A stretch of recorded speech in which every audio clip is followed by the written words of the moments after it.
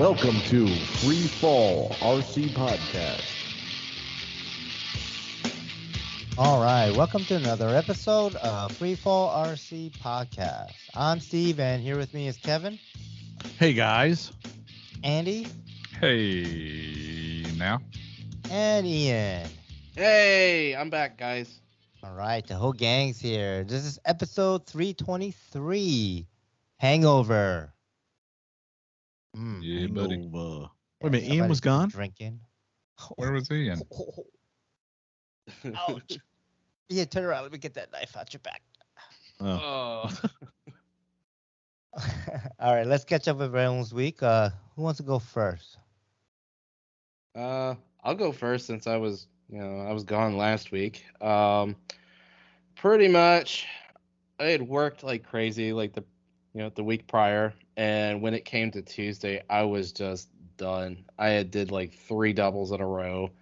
I ended up doing an 8-hour shift on Monday, and then by the time Tuesday rolled around, it's like I was dragging ass at work. I was just physically and mentally done, and it's like I should probably sleep this off. So ended up going home, and once I got home, there was a package at my door.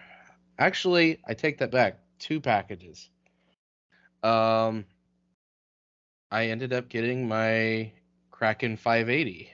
And a package was sent to me by mistake. So, of course, I took that in. I knew exactly where it should be going.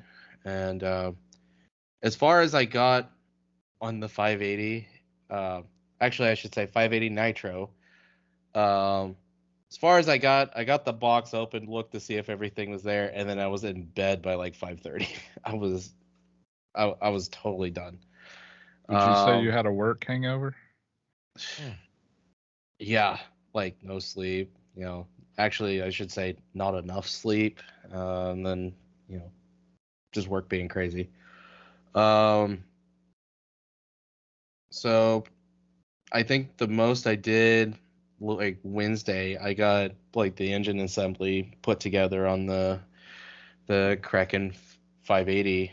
Got all that put together and everything. And I just haven't really been able to touch it since. But I was able to get the package sent out Thursday that was, supposed to go to somebody else, somebody that we all mutually know. Of course, I wrote a nice little note on the side of the box, which I'm sure a few of you have seen that on the Hangout. But yeah, I was on Discord both Fridays. The previous Friday, it was a ghost town. Obviously, it was Good Friday, and yeah, I think I was on there for about an hour and a half to see if anybody show up, and of course I was working. Nobody showed up, so I was like, oh, okay, night off of Discord. Wow. Last Friday, a few people showed up, just kind of BS'd. I was on there for quite a while with Darren. And we're just kind of just bullshitting, just shooting the shit. Were you talking at regular speed or times 2? He did sound like a chipmunk briefly, so. Okay. Which I thought that's how Canadians talk. I mean. Sorry, Darren. Syrup. Consider Oh yeah. But no, we just shooting the shit. I think I logged off probably by about 10:30, 11 o'clock my time. So, and then worked all weekend. Nothing new, nothing spectacular. I am gonna be ordering parts here soon. So, matter of fact, probably after the show's done, I'll probably have the order placed already. Oh, and then fast forward all the way up to today. Something I've been dealing with all week, but been having hot water heater trouble, so it's like, I've been constantly calling over maintenance, see what's going on, see if I can get into the bottom of it. They replaced I want to say like the wiring and stuff that goes onto the thermocoupler a couple times, and then fast forward to today, they came back out, see what's going on, and the maintenance guy stayed long enough to kind of see if he can get to the bottom of it, and sure enough, as soon as like the hot water is starting to heat up in the hot water heater, it's starting to leak onto the thermocoupler, putting the flame out. So it's just like, oh, damn it. So later on this week, they're going to be installing a new hot water heater. So fun stuff. So initially, did they say hot water heater? No, you must want a cold water heater because hot water doesn't need to be heated. They say that initially. No, but you I could want to tell know like why after his like the second or thermocouple has third a time this flame on week. it. Huh? Yeah, is it electric or no? He said it was natural gas, I think. Yeah, it's natural gas.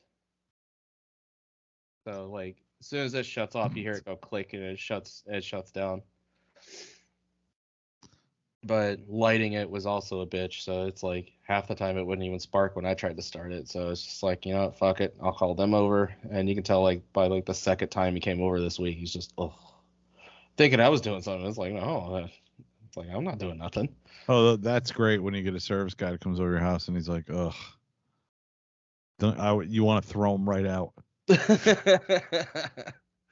But no, he's been over to my house like a few times to get it started, and yeah, now they got to the bottom of it because like we were just talking, we were just kind of, he was just waiting to see if it does go out on its own, and then sure enough, he told me you could start to hear some dripping onto the burner, and he's like it's not going to stay lit for long, and then sure enough, as we're talking, you just hear it shut down, and it's like, oh yep, it's out. So Cool. that's been my couple weeks. It's just been kind of, yeah, but I did get something heli related. Oh, that's better than me. Yeah, and me. So Andy, you want to go or you want me to go? Yeah, I'll go.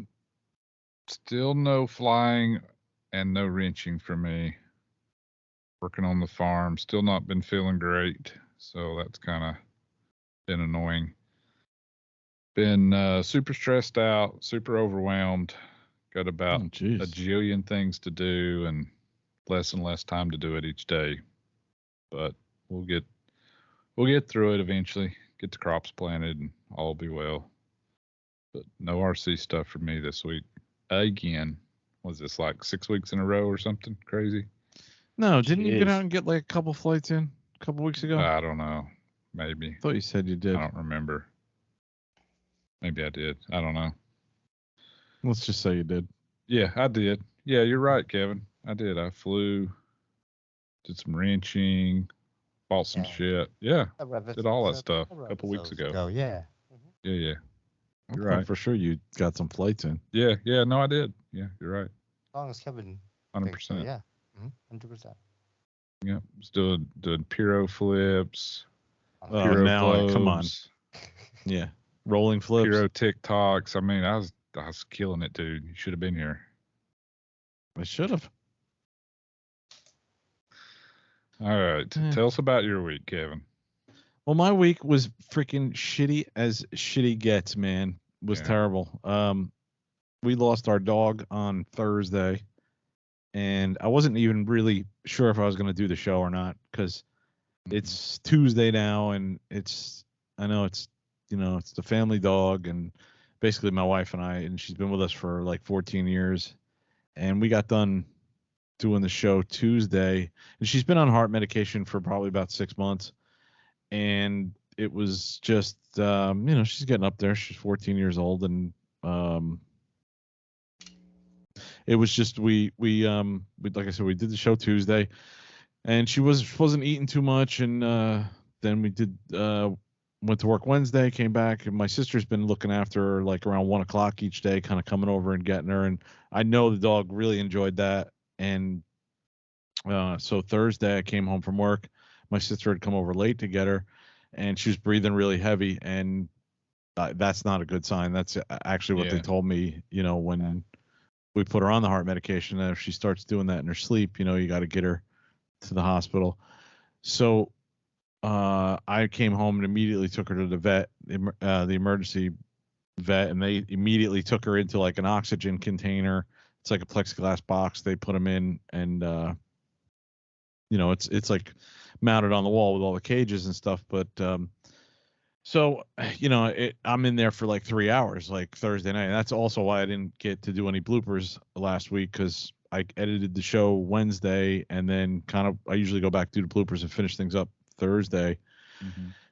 So I didn't really have time for that because I was there, like I said, like 3 hours. They come in an hour after I'm sitting in the exam room, and they're like, "Hey, we want to do blood work, we want to do X-rays. We know she's on this medication." And I'm like, "Yeah, do whatever you got to do." And so then about a half an hour or an hour after that, the girl comes in with the bill, and she's like, "This is what we want to do. This is an estimate for 48 hours." And it was like, "We need $2,500 like right now tonight." And I'm like, "Holy shit." I'm like, "Really?" I'm like, "I'm going through all this shit with my dog, and you guys want me to just fork over $2,500 like that?" Like, I'm like, "Oh my God." So I definitely told that to everybody else that came in. Had my wife on the phone because she's in New Jersey, and it was just it was pretty traumatic. They did a couple of things, and it looked like she was gonna be. It was like they didn't even give us odds. It was just like, we're gonna keep her in the oxygen, and we're gonna keep her on this medication. We're gonna keep regulating her oxygen. Hopefully, she can recover, and we'll call you in the morning. So I'm like, okay. Well, I have my phone on Do Not Disturb when I go to bed all the time, because I'm in a group text with you guys and sometimes other people in there, like my buddy Jeff, and they're always texting late at night sometimes, and I don't want to listen to the dinging all night.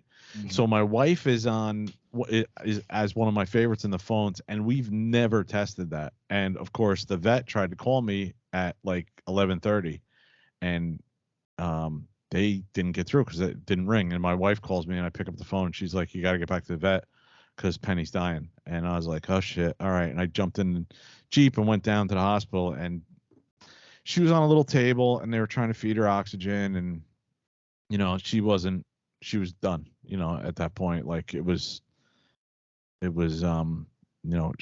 had to sign the papers to have her euthanized, and my wife was crying, I was crying. It was a freaking mess. But I stayed with her, throughout the whole experience till she was gone, and it was tough. Yeah, that's rough, Yeah, dude. For sure. For sure. Rough night. Yeah, and then I had to go to work Friday. Well, obviously Thursday night. Now I'm a freaking wreck. Like I'm here, Friday was I'm a by big day myself. too, right?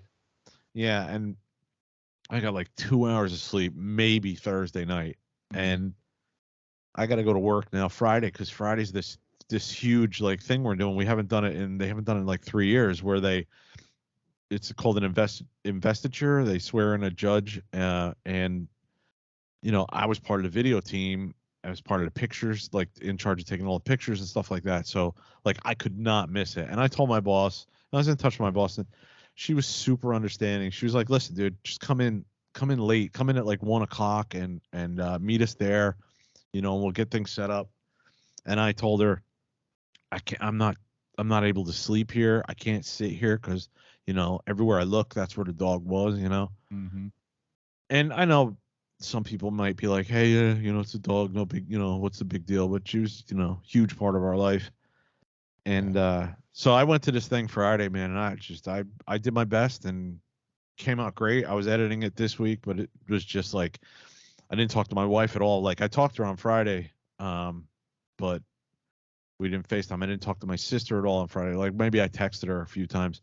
But then like Saturday, FaceTiming my sister, or FaceTiming my wife and talking to my sister, like it was just reliving it again. And it was just tough all over. We're all crying. My daughter was a mess, because she was like, "Why didn't Kevin wake me up?" And my daughter, God bless her, she would have dealt with it, but I'm glad she didn't go, because it wasn't like the dog wasn't in pain, but it was just like her lungs were filling up with blood because her heart couldn't pump it, and it was just it was coming out of her mouth a little bit, and it's just a rough situation.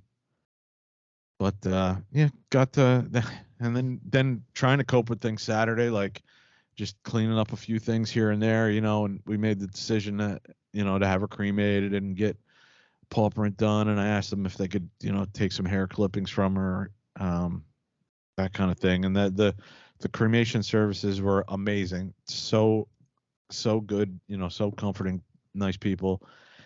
And then my sister texts me Saturday night late, and she's like, "Can you believe my fish it just died?" And the one that she came down from like New York with and had for 4 years. And I'm like, "Oh my God, I went over there. Now she's a mess because her stupid fish." She's like, "I know it's just a stupid fish, but it's like my buddy, Mm-hmm. And I'm like, "Yeah, and, she's living by herself right now." So then I'm talking to Jeff, Jeff, Steve's friend and mine that we started a podcast with on Sunday. And he told me that our buddy Steve Ito, I don't know if you know him, Steve, from up north. His mother died Thursday night. And I'm like, "Oh my God, I can't deal with all this." So it was a pretty shitty weekend, and I did a lot of walking just because I didn't want to stay in the house. But it's getting easier and easier each day, and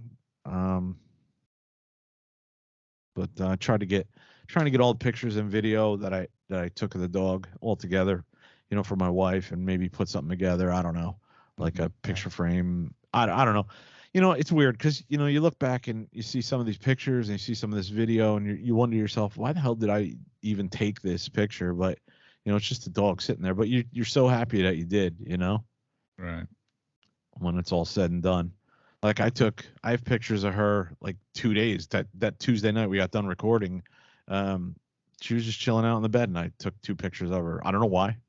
Just did, Mm-hmm. But my wife, my wife immediately was like, don't post anything on Facebook, and my daughter did, but she was a mini dachshund. I don't know if everybody out there knows or whatever, if I even said that, but yeah, it was just, it's pretty rough couple of days, so I didn't post anything on Facebook, and the family makes you realize, family's important. Spending time with your loved ones is important. You got to live your life and do your thing. We're not staying home to pet the dog because because the dog might die, but we're out doing our thing, and just I don't know, just made me realize how important that is. So, and not that I didn't know before, just it's a good thing I did take all the pictures I did and that kind of stuff, and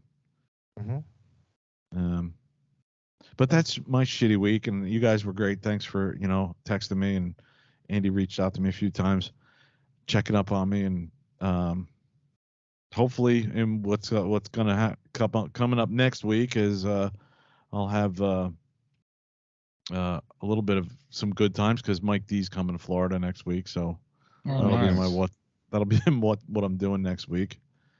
And he was even texting me too, sorry and all that, and I appreciate it. I wanted to get some stuff together and put on Facebook, but then I didn't want to do it either, Yeah. But it is what it is. It sucks. I mean, it's part of life. It sucks. I'm glad the dog didn't suffer, because my sister had 2 dogs that she tried to keep alive as long as she could. And that's the last worse, couple months. Yeah. I mean, they were, bad.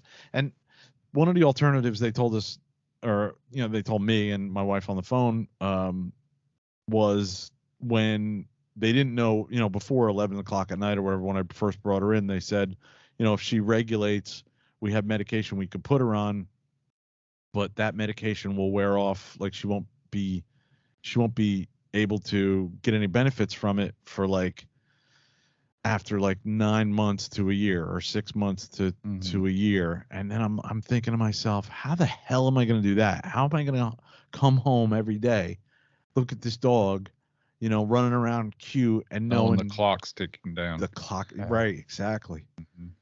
And I was like, just discussions you don't want to have with your wife, about things like that. So that was my shitty week. Didn't do any ranching, didn't do any flying. I probably could have went flying on Sunday, but I was just like, you know what? I'd rather just go take a walk around the neighborhood and just do a couple other things, get my mind off of things. I was playing Kerbal Space Program. I haven't played that in a long time, and that takes a lot of brain power. So that kind of helped me out for the one morning I was playing it. Yeah, nice. Didn't have to do much thinking outside the screen. Yeah, distractions are good.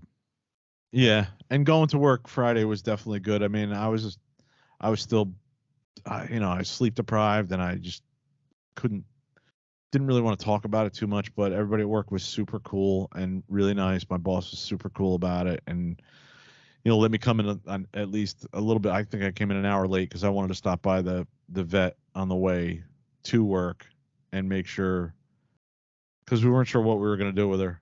My wife wanted to, I don't know, she was up in the air, with things, and we talked about it, and I had to get all the cremation paperwork done and all that. So I did that on the way to work. So I was a little late to work Friday, but they were just super understanding, Yeah, that's cool. Yeah. So in a way, it's a good thing I didn't go to Spring Fling, because I would have been up there, and then if this would have happened while I was up there, oh my God, my wife would have blamed my sister, because she probably would have been with my sister, and nothing would have been the right thing to do. So, and I probably would have rode up with Steve. So now we both got to come back, or I wouldn't have been able to enjoy myself at all, like, so. Yeah. So speaking of Spring Fling, Steve, let us know how your week was. Turn the podcast around, man. All right. Well, again, sorry for your loss. That's gotta suck. Yeah, thanks, man. All right. Spring Fling. Spring Fling was great. It's a fun event. It's it wasn't as packed as previous years. I'll say. I'm not sure what the official pilot count was, but it felt probably around that like 100, 110 maybe feeling of pilots. Still a good amount of folks. Yeah, still from the felt like pictures I saw, it looked like there was quite a bit of people there. Yeah, still From felt the pretty pictures I like saw. packed out. Like, everyone had their RVs and everything in camp, tents and everything set up. Nice. So that was, it was good. I got there pretty much Friday morning, or like Friday early afternoon, and there was a whole bunch of people already there, already, partied from the night before and stuff. So it's pretty interesting. Jeez. Yeah. The top three pilots were there: Nick, Kyle, Mitch, and they all threw down amazing flights. Each and every one of their flights have just been like, wow. Daytime, nighttime, doesn't matter. Whenever these guys fly, it's amazing. Let me see here. I would say this year I've heard quite the number of helis going. Really? Yes. And one of them was even my helicopter. Oh, no. Yeah. So my second flight of Friday, I crashed my 580 raw. Oh, shit. Yeah, that kind of sucked because I crashed it, dumb thumbing it, but under power, like 5 feet off the ground, right into the ground. Nice. Of course, this Like a is pro. Nice. yeah, of course, but of course, this is the helicopter I'm supposed to compete with, Mark. I'm like, Oh, so crap. now I see what happened. Yeah, I'm like, oh crap. Crashed Well, on purpose. no. So I did try to rebuild it. And I got pretty much 90% there until I realized that I sheared both bolts, the main shaft bolt. So the Jesus bolt on the top and the bolt that goes into the main You the main did gear hit under inside the power transmission. hard. Oh yeah. There's other things bent, of course, and I was gonna just slap it together and fly it for the competition, but do it all wibble wobbly, shaking. I mean, I would have whatever. Yeah. But we did end up racing. Just for the fun of it, we raced the Raw 700 versus his 580 Raw, and I didn't change anything. I barely had a battery charged in time to get this done. They were all waiting for me, and it was on Saturday. I was just so busy running around, but I did get up there, and both two of our helicopters, they kind of like take off, and then like under 400% throttle land, just sit there and 700s or 580s, it doesn't matter what helicopter. When you have 400% throttle, when it's geared right or wrong, it just has this hum, you know? It has this like freaking like it's gonna blow up hum. But anyways, we take off and yeah, his thing shoots like I I don't know. I'm paying attention to my helicopter, not trying not to crash or do anything stupid. But yeah, his helicopter definitely was faster. And then we did like a little pull, whatever. We did it twice because they said jump the first time. So we did it again. And yeah, I mean his helicopter was fast. Now, like I said, I came totally unprepared. I just basically turned my governor up to 100% and said, okay, I'm just gonna fly it. Come find out, Mark turned up his pitch. You know, obviously he tested this. He was prepped this. He was ready for this little competition, and he tested it, and he basically dialed in about 17.5 degrees of pitch. Oh my gosh. The positive side. Yeah, pretty crazy. Holy cow. Yeah, I'm surprised it didn't like stall out. Like I was surprised it actually. Yeah, bog or Surprised the they- tail give right? out or something. Yeah, Or the ESC smoke or something. yeah, or man. something. But Wow. yeah, we are gonna try this race again. At the next event, and at that event, I will not fly the 580 raw until we do this competition. That way, we'll have it ready. But yeah. Let's see. What are the notable things that can I say about Spring Flame?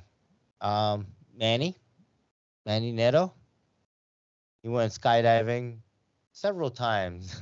That event. Dropped Did he in. really? Cool footage. Yeah. I think I he did thought it he just once. came in the once. Once or twice, I think he did it. No, he did it twice, I think. And then he did it one last time for like a photo where he had the BK team lined up and he basically came swooping in. Oh wow. Oh, that's Taking a cool. photo as he was like, you know, sliding on the ground, right, like past him, which is pretty cool. You know, it's a pretty That's dope cool. shot. That's awesome. Yeah. So who took him up each time? Wasn't there Casey was there, flew in Mhm. one year? yeah, Casey took that's his who did- plane up. Oh, nice. Yeah. So that You know, was pretty what's cool. what's Mhm. funny about that is Steve Shaw came back. I saw him today, and he was like, "Oh, let me show you some footage of Casey Campbell." And he showed me and I knew Casey had done this because I saw it on Facebook, and he had footage of this guy or what looked like a guy on a paraglider or whatever, and coming in, and it was real jerky, and I'm like, wow, man, he doesn't know what the hell he's doing. And Oh, then the RC one. it crashes into the ground, and it was the RC one, yeah. But Yeah. in the air, because there's no perspective, you're like, what is it? It looks exactly like him until he hit the ground, and his knees didn't bend or anything. He just hit the ground and fell over, and I was like, oh shit, I'm glad that was an RC one. Yeah, it was a little so mini Neto. funny. Like, Mini oh, that Manny. dude's Yeah. spine is fucked. Yeah. Yeah. Yeah, they put He it even on bent his Kyle's knees. Nitro, I think. They like rigged it up to Kyle's Nitro Raw Nice. and took it up and dropped it. Yeah. That's cool, man. Some other things that we did was kind of different. Was like Joe and Casey been wanting to like get into drifting, and Nick also is into drifting. So we actually went to Casey's house, and like he has a pretty big garage. It's like a painted concrete floor, and yeah, we were drifting some RC cars and stuff, having fun with that for a little Oh, bit. nice. That was on Friday night, and it was actually pretty fun. It was a lot of fun. Made me realize that the Futaba gyro that they use is really, really good. It kind of cheating almost, but it makes it fun. So I might think about getting one of those. We'll see. Yeah, I mean, at that scale, dude, that's probably, you need that little bit of help, I would think. Yeah, but I mean, it's different than like the gyro I have, because I have a gyro on mine too. But it's more of like what Nick was describing. Is like I have like more of a rate mode gyro compared to like a heading hold. So like with his car, I drove it, which is quite odd. He drives with a car radio With that's regular. double stick. Okay. So, forward, left, forward and down, and reverse is on your left stick, and then like like a normal transmitter. And you can just drift the car with just the throttle, because the gyro will just sit there and hold the angle. whatever angle it's going, just hold it. Like you don't have to correct or anything. You can just knock it and just let it drift and just drift it with the throttle. It's pretty interesting. But yeah, it was cool. Had fun with doing that. So yeah, I might have to spend a little bit of money on that. We'll see. And then after spring fling, you know, I did have to do a little bit of wrenching on the raw 580. A little bit more wrenching on it. You know, I did take the says I have to take the whole kind of transmission apart. I took that all apart and started kind of wrenching on that and banged out those broken bolts and got the main shaft replaced, and so it's probably about 90% put back together, like replacing all the actual spinning bits now. Before it was like 90% just slapping it together enough for a competition, but now it's like, yeah, I'm replacing everything that's could be slightly bent, like everything rotating I'm replacing anyway. So beyond that, one last thing I started doing is Hunter wants to fly an RC plane, so I'm gonna build him an FT Cub. I told him, hey, let's build the FT Cub together. So I printed out the plans, and I started just taping the plans together at the very least to get that going. So nice. Next we'll be cutting it out of foam and getting that built. But yeah, we'll see. That's cool. Interested in trying that out. Tell him we got to get him on the show for a review of how good the Cub is. Right. Once he's done flying it. Yeah. Lego. Pokemon. One thing RC, and then it'll be like 15 other things. Yeah. How was the plane? It was good. Lego. Yeah, Ben 10. I want to watch Ben 10 now. I think that's about it. I did put an order in to get some spare parts for the 580, but I haven't physically bought them yet, so I haven't purchased anything technically. I guess that's it. Let's go into the main topic here then, huh? The main topic, yeah, I was going to say, Ian had a work hangover. Andy and I have had life hangovers. And now, Steve, you got the funfly hangover. Yes, I had a funfly hangover. So the unwind after an event, huh? These events, I don't know about you guys, but for me, I'm pretty sleep deprived in these events. I don't get more than like 3-4 hours of sleep at most,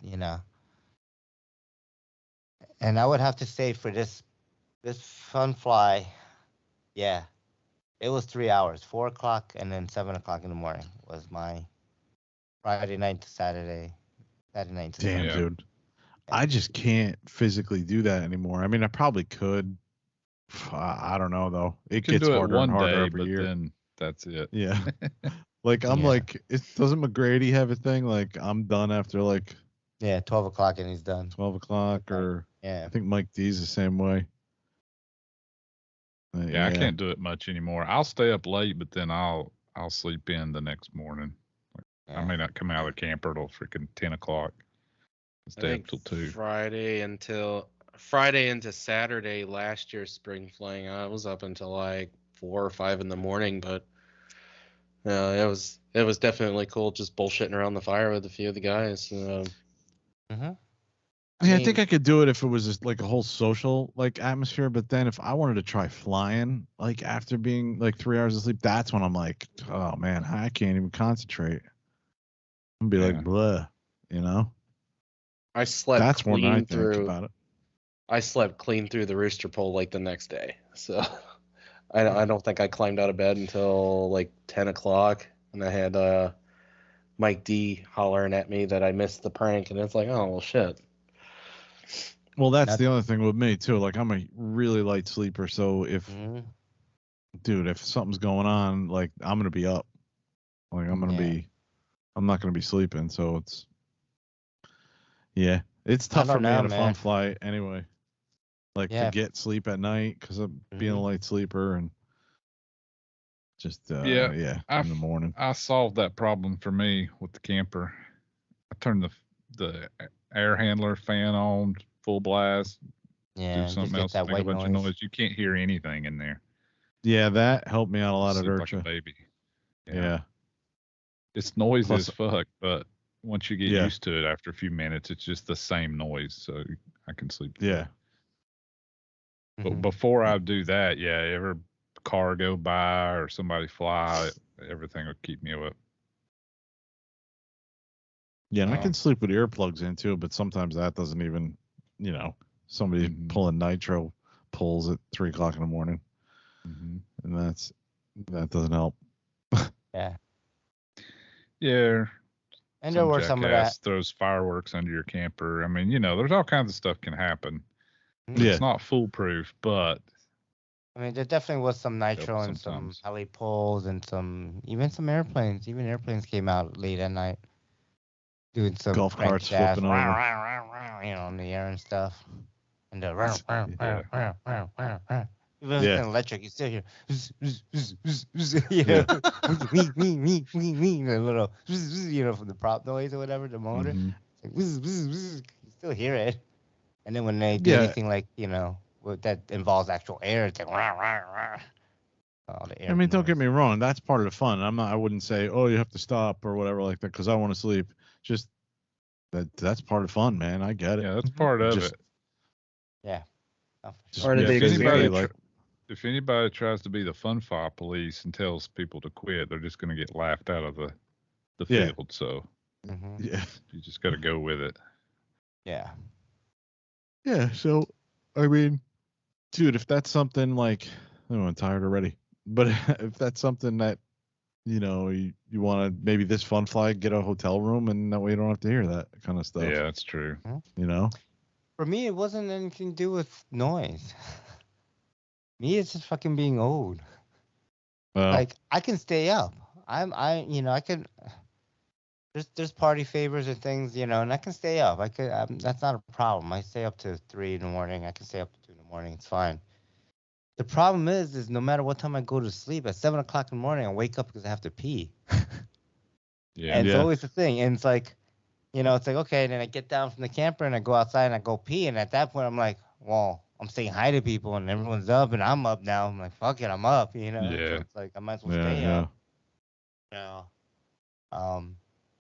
But yeah.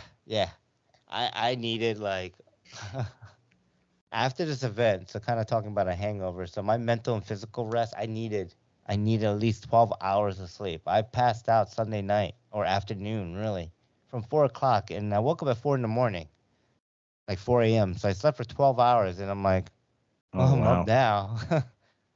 It's Monday, like I got work, I'm like, okay, well, I kind of relaxed, watch a little TV, and kind of passed out again, but. And then, woke up at 7 o'clock and got the kids ready. But it's like, yeah, I slept solid for 14 hours now. Just as an example, all my previous nights before this fun fly for weeks, it's like I go to sleep around, my normal bedtime is around 12 o'clock, midnight. Give or take an hour plus or minus, depending, if I'm busy doing something or if I'm not, right? No matter what, I'll wake up at like 5, 6 o'clock. I'll get 5, 6 hours sleep. It's primarily because of my rib still being like weird. Right. Like because I broke the back part Still of my healing. rib, it's still healing. So like when I lay down for too long, it like gets sore and kind of like hurts a little. So I have to kind of get Yeah. up and stretch.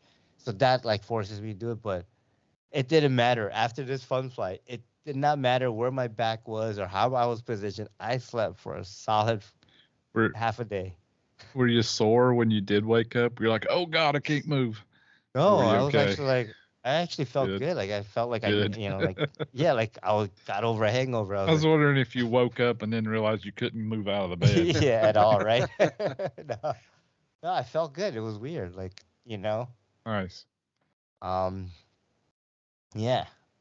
So beyond like your physical or mental rest that you need after just burning that midnight oil long, what about your helicopters, right? Like I crashed a couple of helis, well.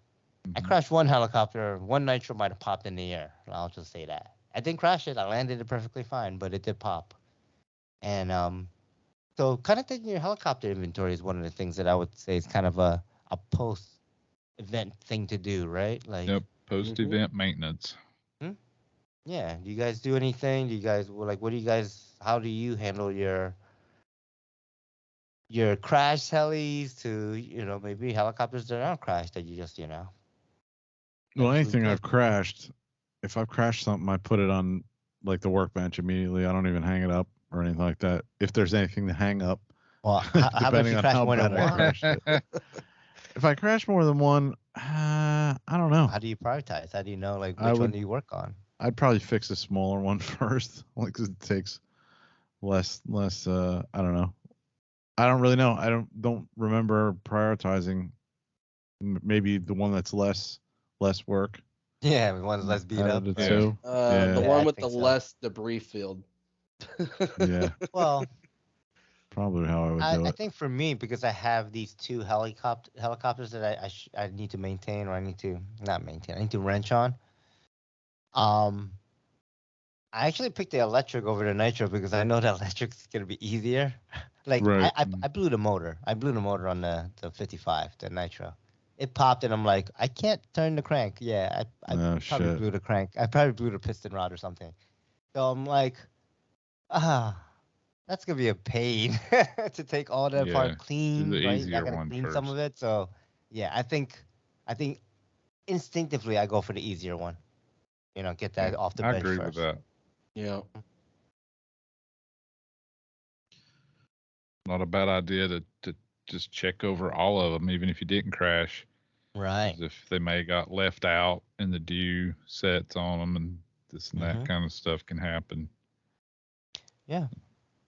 I think also it's just a good opportunity since you're going over a couple of helicopters rebuilding. It's like you're saying, you go over all of them because I find little things like um, I zip tie my ESCs to my frame, my little ESC Mhm. mount, and often from vibration and stuff like that. I use very small zip ties and they do snap. So like I'll look and be like, oh, my ESC is only hanging on by 2 zip ties. Let me put some more, right? So things like that. It's good to make sure, check your wiring, make sure none of your zip ties are chafing your wires or Yeah, and bending them too much. I've actually had one of those instances where I come home from a fun fly and like went to clean down my NX4, and as I was cleaning it, I actually discovered where one of my servo wires had was getting shaped, and it's like, oh shit. So yeah, I've been there, done that, and that was definitely a lucky save on my part. But Mm-hmm. shit happens. I mean, we're not always paying attention, to our shit as we're, at a fun fly. I'm knocking out flights left and right. Yeah. And that also, sorry, go. I'm sorry. I was gonna say that also relates to batteries too. You're not paying attention. You got stuff charged. Now that I've got that discharger that I really like, I've been using that a lot more than hooking up the power and the Yeah, the regular whole thing. charger and discharging with that. Just that other discharger I have is awesome, man. Just plug it in and hit the right cell count, and it takes care of it automatically. Yeah, that's a very, very, very good point, Kevin. Check your batteries when you get home. Yes. You might have some you forgot to charge that are like really low, like 3.7 or something. That's another Or some thing, that right. you forgot to discharge that you need. Yeah, You need to that's usually my charge case. some up to storage and discharge some other ones. That's a very, very good point to make. Yeah. Especially I think what you pointed out, Andy, about storage charging them up. Mm-hmm. A lot of times like you go to an event and that's Saturday night is like Yeah. or the Friday, Saturday daytime, whenever your last flight is, you're gonna be flying and pushing and you harder. think, oh well, I'm on a night flyer, I'm going to do this. Yeah. So but then you forget or you don't, and then Mhm. your battery is like 3.7 volts per cell, and you don't think anything about it, and Yeah, 2-3 you leave 'em weeks for a go week, by, yeah. and it drops on down, and then your battery's damaged. Yeah. So Yep. it's very easy to forget what's charged and what's discharged at an event setting like Saturday night. Yeah. So I just go through and check them all like the next day and see what I've got. Yeah. Okay. What about like your helicopters? Okay, so you're taking care of your helicopters are taken care of. What else is there?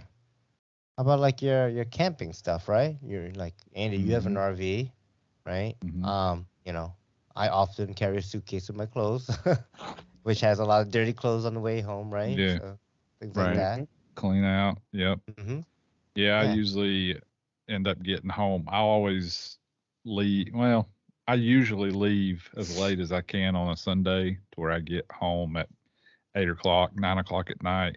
So I usually just pull in the driveway and I'm beat at that point. So I go to bed. So then the next day I've got to go through the camper, unload stuff, go dump it, flush it out, do all that kind of stuff. Maintenance stuff, yeah. Maintenance stuff, yeah. Take food out of the fridge, bring it in the house, you don't forget it, stuff like that. And I've been to a few events where I got the tent set up, you know, and you're basically camping, you know.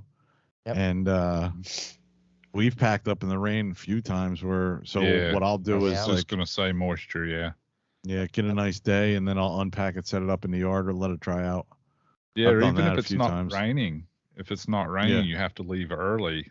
There's still dew on everything. Yeah. Right. And you don't have a choice. You just throw it in the car, and then the next day or whenever you can, you should unpack all that stuff and let it dry out. Yes. Or else you'll have a moldy ass tent. Yes. Yeah, the next don't time you forget gotta it use will it. mold up. Yeah. Yeah. Yeah. All right. Very good point. Anything else you guys come to mind about you know, post event maintenance?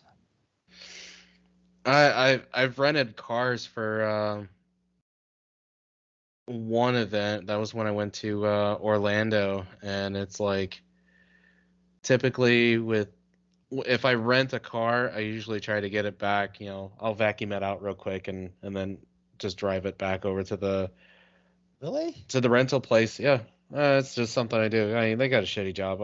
I mean, I've got a family friend that works for Enterprise, and you know they get you know cars that are just completely a wreck after they were like rented out. Well, you don't realize how messy Ian is. It's like a 3-year-old, you know, there's goldfish crackers on the floor and I guess so. jelly beans everywhere. Groceries I will say in the this, back. being at Torches, we had like all Cigarette kinds of butts. just grass clippings in there and everything. It was I don't bad. know. I rented a car at Urcha. I don't know. I didn't bring it back dirty, like not that dirty. I need to vacuum it out. Maybe I'm an asshole, but there's no way I would do that. No, I'm sorry. No, I vacuumed it out and then take it in. But I paid a lot for a car. I am not vacuuming the damn thing out. Yeah. Plus, I don't have time for that. I'm like trying to drop the off before I go to the airport. It's decided Ian's a better person than we are. I think so. But Ian does bring up a good point though, because when we rented the RV, they would have charged me like $250 to clean up the RV that Steve and I rented to go to Flight Fest like 2 years in a row.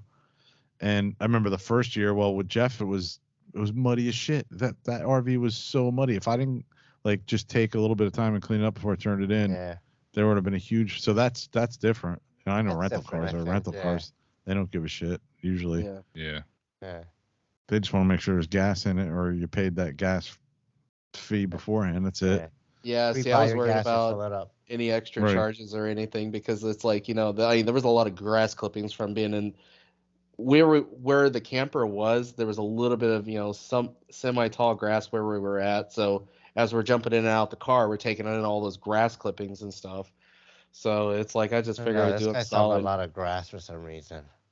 But no, as I was getting at, like typically, like when I went to Spring Fling last year, like everything sat out in my Jeep for like a good portion of the evening because we as soon as I got home, I just came home and cleaned the hell out. I was tired, and then eventually when I got up, I just went and got everything out of my Jeep. But I had it all the way backed up into the backyard. So if somebody felt like they were being brave, they would have to go through my dog first. But yeah, that's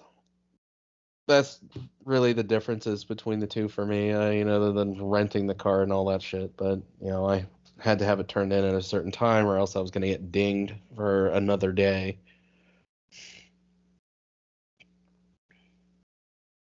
Okay. Yeah. All right. Anything else? Make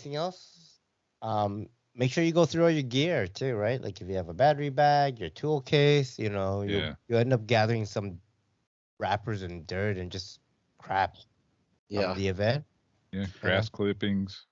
The grass clippings. Apparently. Yeah, Ian. Yeah, a lot of grass clippings. Yeah, and there's times where I'm throwing like crushed up water bottles in my bin that I have stuff in, or I try not to leave the area I'm immediately in dirty. So if there's any trash or anything, if I have any napkins or wrappers and stuff, I put it in my battery bag. I'll take it with me. It's fine. Right. Or in the car. Yeah. Yep. Mm-hmm. Clean up after yourself too. Don't be leaving these fun flies. Don't be a all your garbage.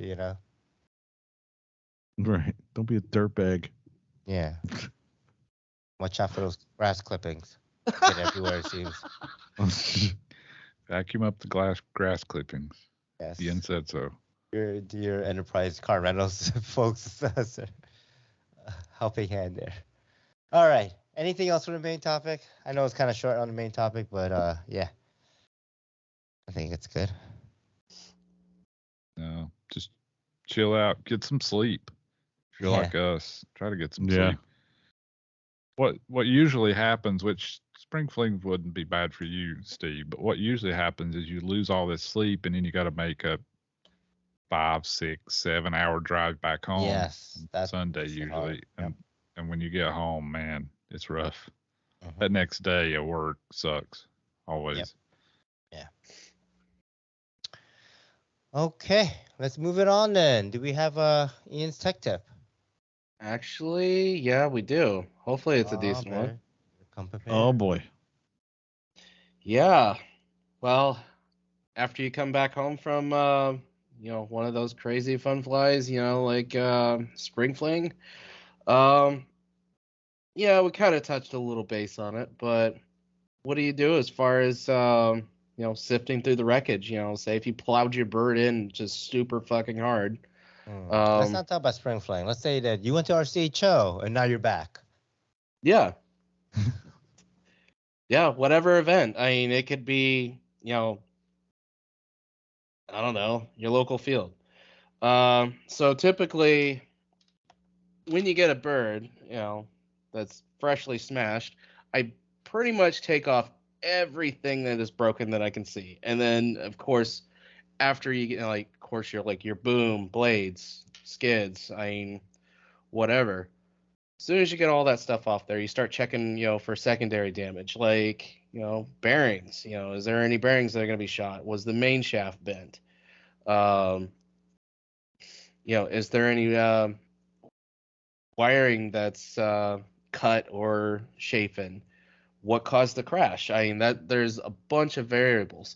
One of the first things I start off with after I get all the broken stuff that I can, physically see off, I start checking through the main rotor. I'll take one of my drivers and go to the feathering shaft, and just, you don't have to put one on each side. You can just spin with one driver, and if you start to see any up and down play or side to side motion on the blade grips, that's typically a tall tale sign that your feathering shaft's fucked. So, if it's really bad, I'll probably just go ahead and replace the dampeners, replace the thrust bearings and everything right out the gate on that.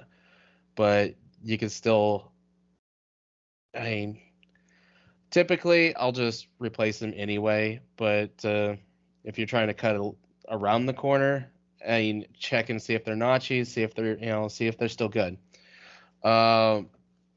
And typically you can find out just by, running them in your fingers, just, I mean, is there a notch as it's rotating? From there, I'll check and see if the main shaft's bent. A lot of times you can find this out by powering it up, and if you can't really see it too well there, you can at least use your prop balancer, such as something like this you would use to balance your clutch bell or whatever. You would be able to see any type of slight wobble, and if it's really fine enough, I use a flat surface like a table, and you would be able to see light on underneath as you're slowly rolling it down the table. Another thing I like to check is if there's any type of bends in the tail rotor shaft. I've bent a few of those. A lot of my crashes are, relatively on the light side compared to, like most pilots I've seen out in the field. So I still check it regardless. I check the belts to see if there's any type of, missing teeth, any type of wear that, I should probably replace it anyway or whatever. Torque tube. I mean, a lot of the first places I check is usually in the gearbox on the torque tube models. And then, of course, if you're checking your torque tube, obviously your tailboom's fucked anyway. But a lot of the cases, I check umbrella gears, especially on your lines or gowies. I check either the umbrella gears on the end or in the actual gearbox. After you umbrella gears? Huh? Oh, the bevel gears you're talking about? Yeah. It's torque tube. Yeah. So after kind of running through, bearings and stuff like that,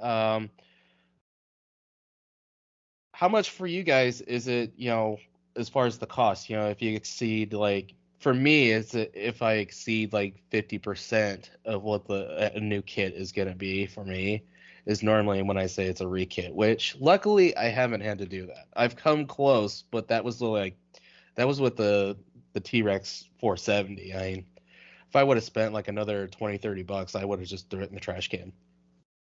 What is it for you guys?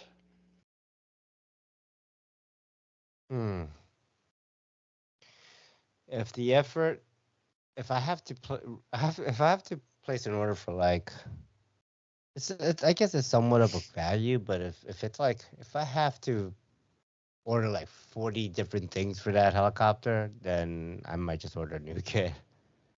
I'll just put it this way: I've never ordered a new kit. I have probably about 2 times I've rekitted. I've rekitted a Black Nitro once, and then I've rekitted. Got to crash better, Kevin. Black I know. Thunder. You got to put it in under power like Steve. Just like. Well, dude, that crash I had down here with the 690 when I got down here was pretty damn bad. Like, I bent everything up, but some of the stuff I bent back, like it was structural, but it wasn't like, I don't know. It's hard to explain because of the plastic frames, those little side pieces. Yeah. I mean, but I bent a lot of stuff. But then again, I had a lot of stuff too. Like, so maybe if I didn't have anything, I would have rekitted it. Yeah. Talking about bending, I gotta call this out. Fucking Devin flying the Glogo. I didn't personally see this, but I did see the video clip. That kid doing TikToks coming down bends the main shaft in flight. No shit. Literally, the blades are fine. Blades are perfectly fine. Spin blades, perfectly fine. But the main shaft was like this. Like, wow. Here's like, let's say here's the top of the frame. The main shaft was like bent like that. Oh my God. In flight. TikTok, it ate itself. And you see it in the video that the main shaft goes like this, and then at the next frame, the whole thing explodes. Wow. Holy shit. That is insane. Yeah. Wow. Yeah. No, thank you. I don't need a helicopter that will explode if you TikTok it too hard. Yeah. Oh, jeez. Anyways, I would say 50% of the value is a decent middle ground of, like, if it's gonna cost you 50% of the value of the helicopter to repair it, then it might be just worth to rekit it.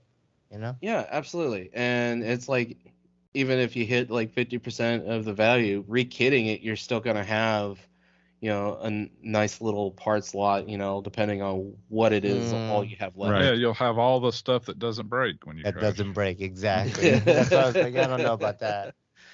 But it's like I've even had to replace frame sides, which the only reason I had to do that is well, Andy, as you remember, I had the 550.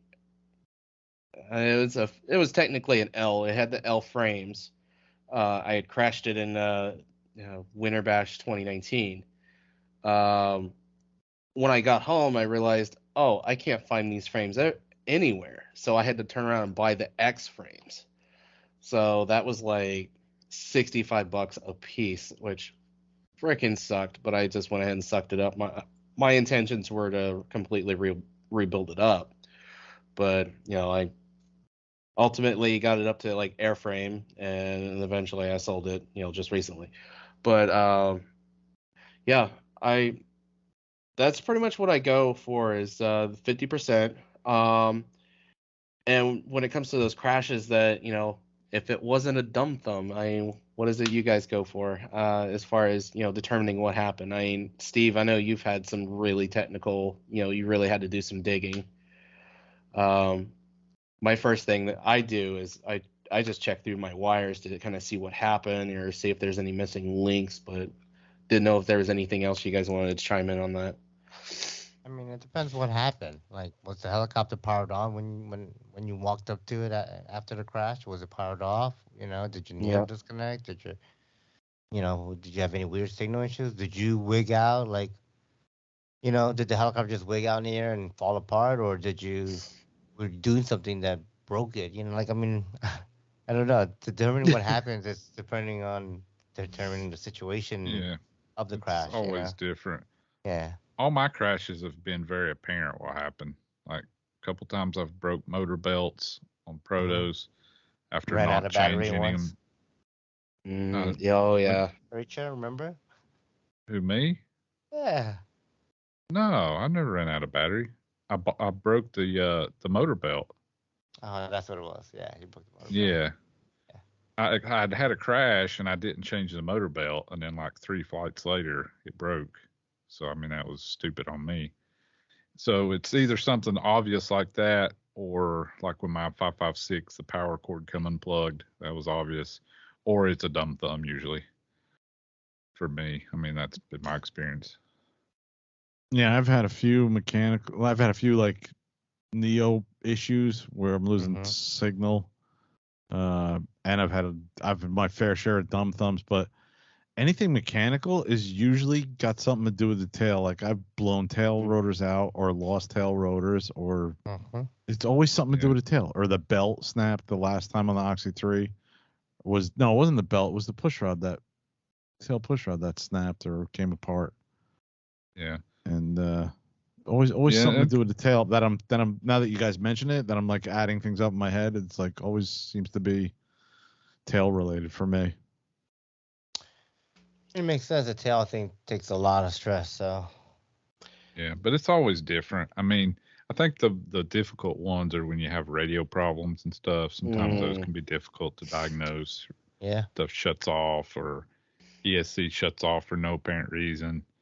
Yep. And I knock on wood, I've not really had many of those kind of issues, but it can happen, and those can be difficult to diagnose because they might power right back up and be completely fine, and then you're guessing like, well, what did happen? Yeah, right. My first crash with the Raw was like that, where I was just flying, and all of a sudden it just powered off and came flying. Those are the worst. Shooting down in the air, and you look at it and you're like, well, everything booted back up, and I was like, oh, it looks fine, and everything looks fine, like like your connection wise, right? But then you're like, yeah, you don't have trust in it at that point. Yeah, those are the worst. I mean, when something breaks, a servo fails, tail control rod break, motor belt breaks, gear strips, those are pretty obvious and not hard to figure out. Absolutely. And it's like a lot of my crashes have been like dumb thumbing, but I think the only one that really stands out to mind, I still consider it a crash because it landed on the skids at first and then just flopped over, but it was my T-Rex 550. I was initially running it with the Talon 90, and I was working on not auto rotation. I was working on my orientations with a friend of mine, Nodder, and I was buddy boxing him. So he was turning into an orientation, and then he flips the controls back to me and then puts it in another orientation. We're going back and forth. We were up in the air for like a minute, and next thing we know, we're counting blades. So he takes control and goes to auto it down with whatever inertia it had, and it did just a straight drop at like 10 feet, bounced on the skids, and then flopped over. And when we walked up to it, you could hear the ESC just beeping at us. It's got that beep beep. It's the tone that it does for to let you know it's overheating, but you can pretty much fry an egg on the side of it. And after that flight, I had to go ahead and stick a Talon 120 in there just to fix that problem.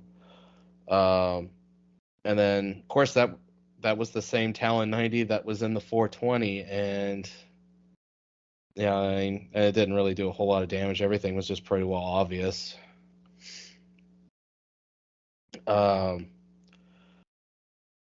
So it's like I figured I'd ask you guys on that question because you guys have crashed more than I have. I know I crashed more last year than I had ever had, so it was a lot of fun. As far as other ways, trying to think of how to say. As far as like say if you crash in the mud, kind of like was a Dan Renane. It's like, how would you go about that? Like, what would be a good option there? What I would do is like just pull all the electronics off and then use a power washer. A good option would just take the entire heli, electronics and all, and throw it in a dumpster somewhere and start over. You didn't ask for an inexpensive option. You asked for a good option. Nothing just sucks worse than trying to dig the mud out of a freaking airframe. Yeah. The motor. I had to take the damn motor apart. I had one like this a couple of years ago. It sucks so bad. Yeah, everything has to be taken completely apart to bear like. Yeah, I hate it. Part. Yeah. That's a good reason for a rekit, honestly. To be honest, and I think that's one you put on the back burner. Yeah, I'm gonna fly something else for a while. I'll get to that. Take that. That's what I did. That's what I did, Kevin. It was my Spectre. Yeah. I put it on the back burner, and then I waited long enough. They come out with a new model, so I never had to fix it.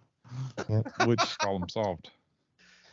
Going back to your question about the cost exceeding 50% of value, I've also rekitted. Now, granted, they're smaller helicopters like an Oxy 3, but after a while, I've crashed like my Oxy 3 so much that I had to rekit it.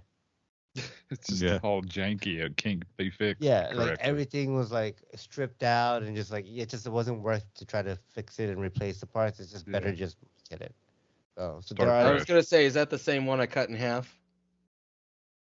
I don't know. That I've had like 5 of those. So who knows? Shit.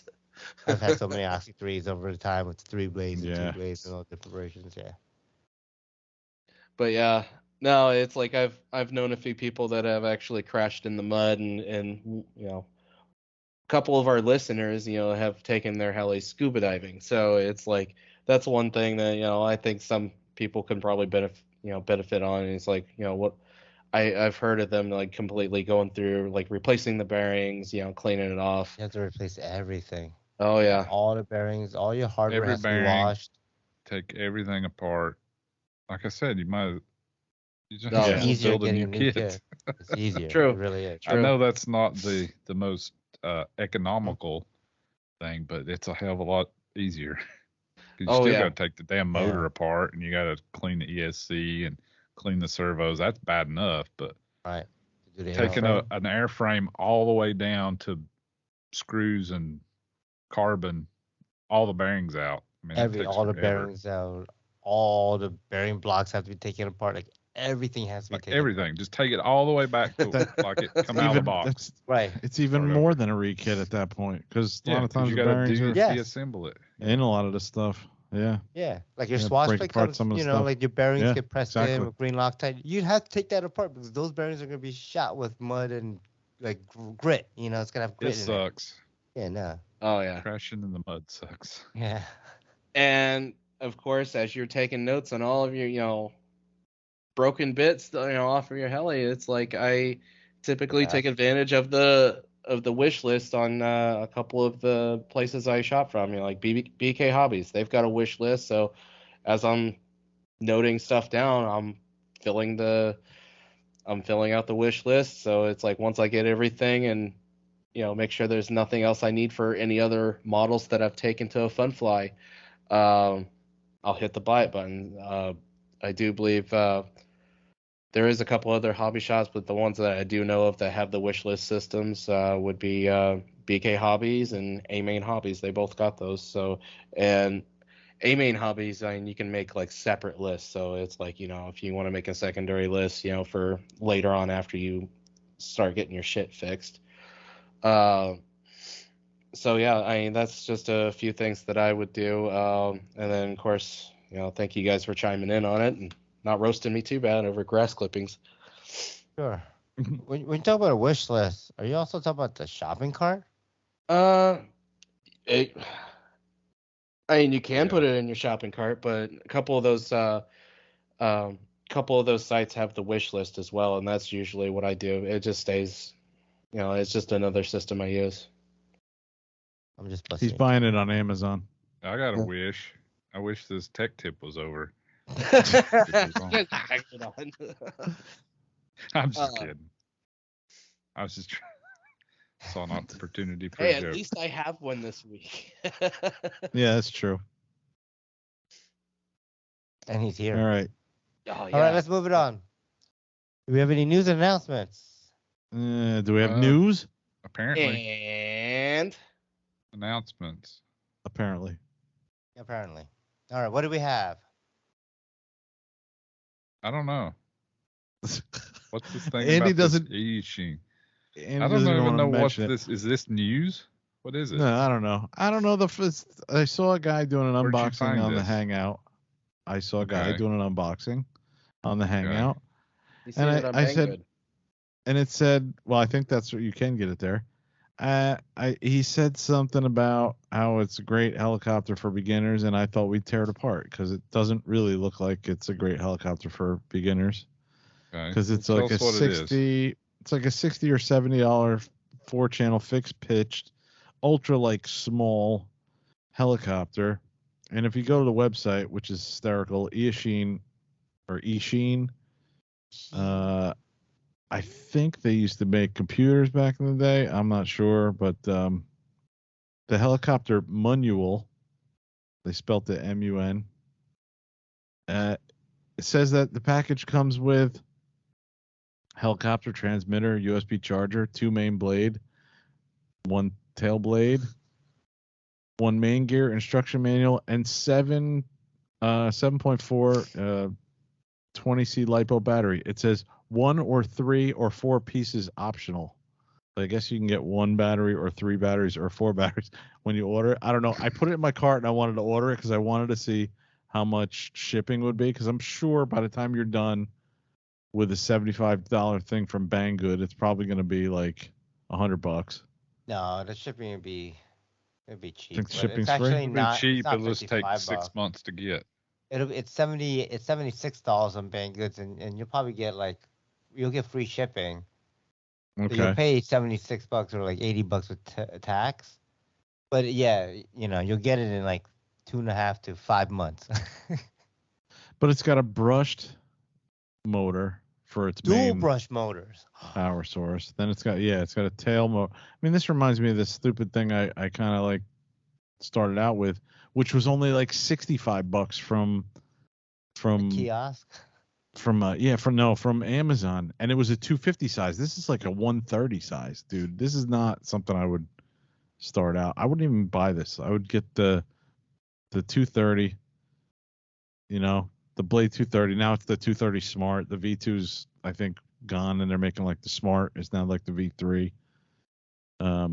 And Jamie Burkholder can attest to how good it is because that's what he started with. Started messing around with. Now he's up to 550s and more, I think. I don't know. But I don't know. I wouldn't waste my time or money with this thing. So that's one of the reasons why I wanted to bring it up, to hopefully steer people away from it if they saw it and were like, oh, I can fly a heli for $80. You probably can, but it's not really gonna. Maybe it'll teach you orientation for a little while. But it's the same old story. It's the same old song and dance, as Aerosmith said. You know, you freaking are gonna look for parts. You're not gonna be able to find parts. You know, and it's just get something you can replace parts on because you're gonna crash. Yep. And going through all the videos and the photos I had of the dog over the years, I did find the video I talked about on the podcast years and years ago about me flying my double horse 9116 stupid 4-channel fixed pitch model where I was chasing geese with it. I found that video and I was like, well, I actually flew that thing pretty good for it's you know, it's like it's on a string and it's going back and forth. It's your typical, you know, the only thing that's different on this is it's not this one's not this one's got some kind of fly barless controller on it, which is pretty amazing because it looks like a circuit board you made in your garage. But that was the only difference for the one I had was had a fly bar on it. Nice. I like this sentence about the tail rotor. The tail locking motor uses a special 8520 coreless motor, which has the characteristics of high temperature resistance, stable tail locking, and is not easy to be damaged after long-term work. Wow. But then if you read the reviews about the way that's written, I find funny. If you read some of the reviews, they're like the tail motor went after the third flight. Yeah. Like, But he gave him 5 stars though. Yeah. Yeah, I bought 2 of them. The tail Comes with motors a went out on charger both. though. It only takes 90 minutes to charge the battery. Nice for 3 minutes. Why? Yeah, no, it says the Oh, they're last for saying 15 20 minutes. minutes. 20-minute flight, normal use can reach 500 plus cycles on their battery. I don't know what kind of battery that is, but shit. it's a good one. Nobody's ever tested that. Bullshit. Yes. Maybe charging it at 0.2 C. Well, it takes 90 minutes, so that's like Right, 0.5 C. Yeah. Even then. I don't know if you're getting 500 cycles. All right. Well, this was pretty lame news item. I'm sorry. I just saw it on the Hangout. I never go on the Hangout to look for news. First time I do, it's a dud.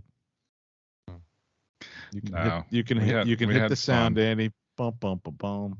No, I'm not going to do that. Speaking of news, San Diego Funfly 2022, May 12th through the 15th. Oh, nice. Pro pilots, Alex Rose, Ben Storick, Donnie Pesci, Miles Mehta, and Gregor McGrath.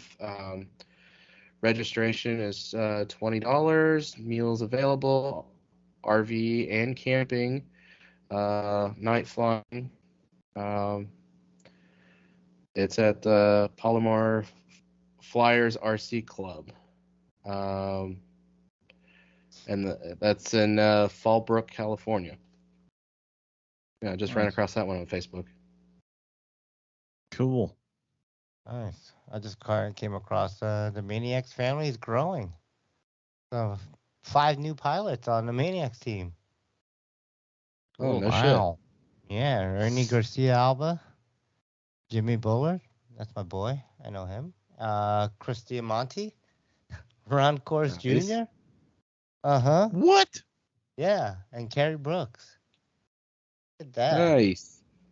God, there is no other battery company because everybody flies for Maniacs now. Dude, I feel like Journey. They're letting everybody else in the Rock and Roll Hall of Fame but me. Mm-hmm. Awesome. I was hoping one of you guys would say, "Don't stop believing, Kevin." Yeah. Don't stop believing, Kevin. Too late.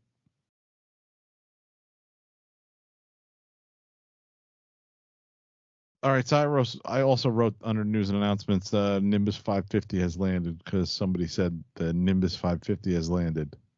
Oh, that means they're in the States now? Nice. Yes, and people are building them. Sweet. Yeah, people are flying them, in fact. Cool. I believe I saw one in Miami. Flown by Nick Maxwell. Yes, I believe he had one. Mm-hmm. Very cool. So that's it for news and announcements. I thought Unless there was Steve one just more. ordered something. No, I did not. But I thought there was one more funfly that I heard about. What'd you hear about? There's one coming in July, I know. End of July. There is one coming in end of July. Yes, the free fall one. In New Jersey. Yeah. New Jersey. When I find it, Jersey. I'll post it up. But didn't they push that into the ocean yet, New Jersey? Oh no. That's California. Oh wait. California, yeah. Well. Hey, a few more years, Florida's going to be on the ocean. Just wait and see. Yeah. All the transplants down there. All the people are moving down here. It's going to weight it down. Yeah, it's going to break off. It's going to break off. Break off. Sink. Just float away to Cuba. All right. On that note, what's next for you in the hobby? Well, what's next for me is I have Mike D, the planker, coming down to Florida to add one more Yankee to the mix. One more asshole shows up. Yeah. And so hopefully my weekend's going to be pretty good.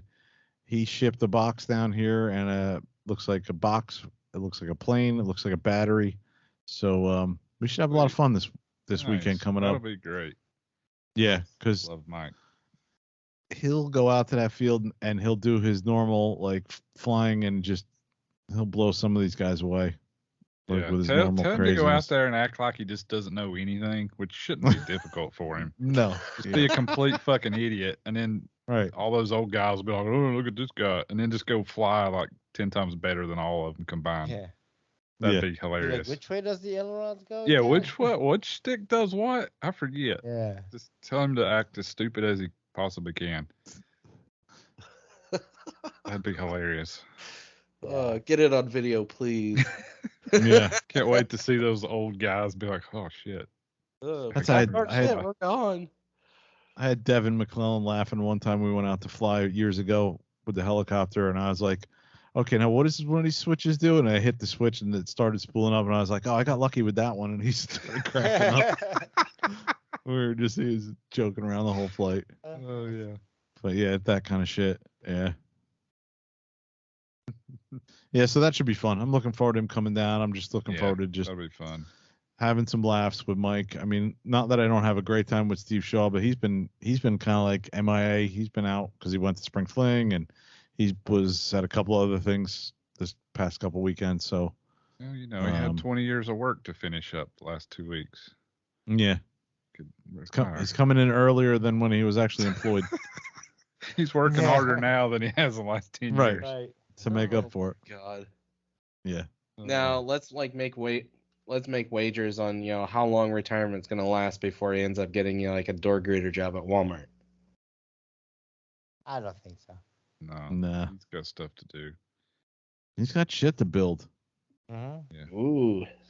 Better build some shit. Yeah. He was like a CTO. Why would you? Yeah, exactly. Welcome to Walmart. I mean, come on. He was a CTO. Yep. No, he for the sake of our friendship, he better get to work on stuff because it's all I've heard for the last 6 months.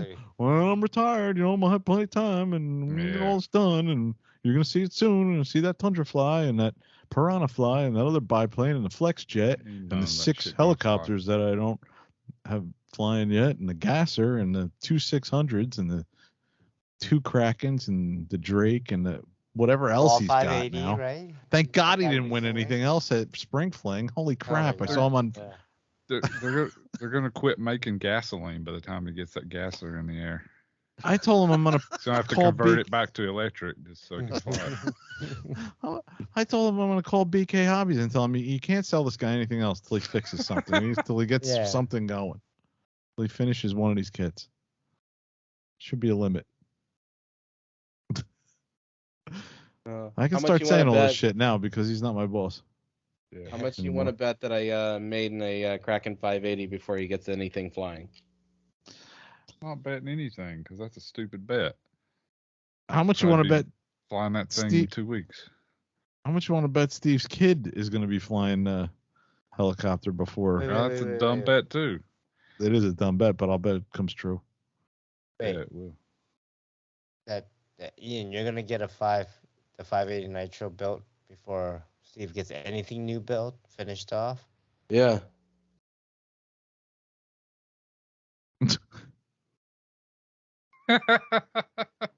I might want to take that bet. Wait a minute. Don't you have something else? What does he keep harping about? Wait. No, here, we need to find out. So, Ian, like when you bought it, you've got everything for it, right? Or do you still got to get stuff? I got to get a couple little things. That's it. Oh, yeah. Other than that, it's like. It's going to take fucking a year and a So half. what's a couple of things? A boom, a canopy. Do you have a motor for it? Yeah, I've got a motor. I just got to get a pipe. Do you have an and then engine? like a few little bits, nothing much. So pipe, you have servos, you have Got Neos, servos, got a globe, Neo. all that stuff. Okay. Yep. All right, 2 months. I think it's gonna be 2 months. Yeah. I want to try to have it going by next month. Before Less that. than like 4 to 5 days, so you better get busy. No, like June. Like by June. Like June So 3rd. 2 months. Yeah. Just in time for Rotors Over the Corn. When's that? Beginning of June? Yeah, it's like first weekend of June. Like a month and a half. Okay. Ian, you got the best disposition for this podcast because you take so much shit from these guys. I've seen people rage quit and walk away and Why would I disappear, rage dude. quit? I don't think That's what any I of my said. Why would you predecessors rage could quit? But it's stand happened. me, be honest. I mean, they got mad at Steve and quit. I'm pretty sure they Oh, they would not probably- be able to handle Andy. they couldn't handle No, me. no. Yeah, you like how I rounded down when it suited me and then I rounded up when it suited me? Such a fucking dick. I know I am. I love it. Oh, jeez. All right. Who's next? Who's next? Andy, Me? doing anything in the hobby? Maybe. All right, gave us some hope. Maybe I'll fly. I actually was kind of thinking about flying a couple days ago, and then I decided it was too much trouble. So maybe I'll fly this week. I was like, oh, the batteries are in the camper, and I gotta go charge the batteries, and I don't really feel like it. Man, So, no wonder you ain't getting any farming done. Yeah. No, I mean, I do the farming as much as I can, which is not great because it's one of those years. But to put the extra effort in to go fly, I just wasn't feeling it. You know. I get you.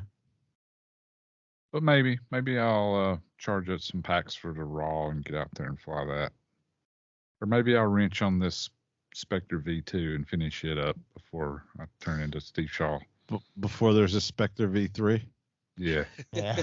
Yeah. It's a good point. All right. Who's left? Anybody?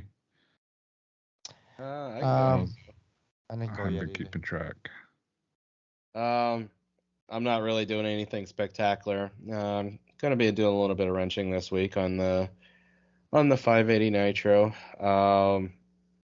I'll be on Discord as always, and just doing some, just been dinking around the house here lately. Like later on this week, I get to have a new hot water heater put in. So yeah, exciting. But as far as flying, no flying.